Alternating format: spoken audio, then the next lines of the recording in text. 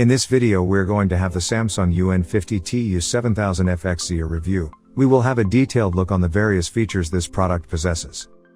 This video will help you decide whether this television is perfect for your needs. We provided a link on the description to give you the best prices on the market right now. Samsung is on a roll when it comes to its TVs division, and there seems to be no stopping to that the last few years. OLED may still be the king in image quality, but Samsung has managed to remain the #1 manufacturer for more than any other competitor would like. For 2020, Samsung has mixed things a little bit, as with the arrival of more 8K TVs, performance had to be scaled accordingly.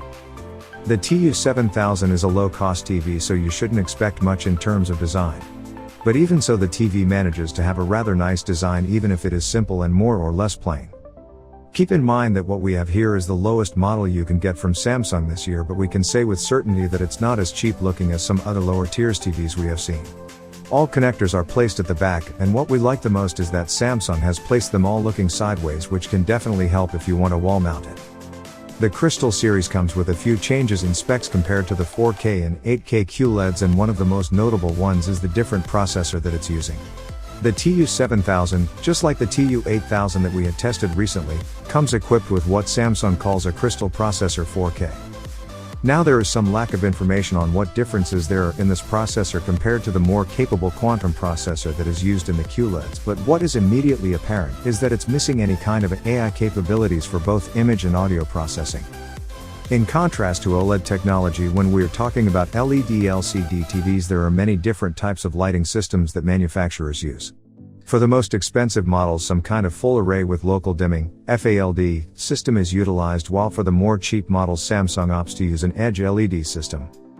This year they even spiced things up a little with the slightly improved dual LED system used in some 4K QLEDs and the top TU-8500 Crystal UHD TV. But it seems that the two lower tier models, the TU-8000 and obviously the TU-7000, come with the simpler Edge LED light system. If there is one feature that is universally the same across the whole 2020 lineup, is on the HDR protocols that are supported.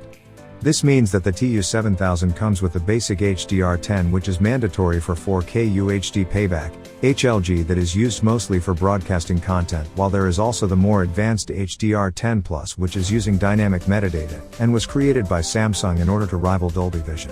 The TU-7000 does not have Samsung's heavily advertised Quantum dot technology, and instead uses what they call a Crystal display, which we had seen before in the TU-8000 also. This meant that color coverage would be dramatically lower than any QLED can do, and would be close to the numbers we got from the TU-8000.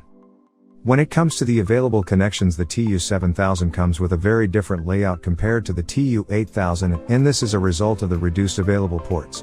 As a result, the TU-7000 features only side-looking ports, and even these are reduced in number. From top to bottom we get an optical digital audio output, a USB port, 5V/0.5A, the usual cable/antenna input, an Ethernet port for wired connection to the network, 2 HDMI inputs, and the power connector. When it comes to the smart platform that runs behind the TU-7000, there are some differences compared to all the other Samsung TVs this year. And while we still get Samsung's Tizen platform, for the first time the one we do get feels like a more stripped version of the one we got used seeing. While all the basic features are still present, there are a few omissions here and there, while it seems to have less animations in general than the full version. On the pros, the TV offers very good build quality for its class. It has excellent contrast ratio, making it ideal for placing in rooms with low light, and input lag is blazing fast, which means that it can be an excellent gaming TV. Upscaling was also very good, with very little visible artifacts, making it ideal for upscaling any old content you may have to 4K resolution.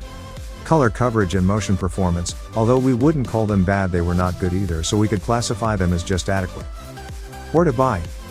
You can get the Samsung UN50TU7000FXZA through the link below in the description. We have checked to ensure those are the best price in the market right now. Thanks for watching.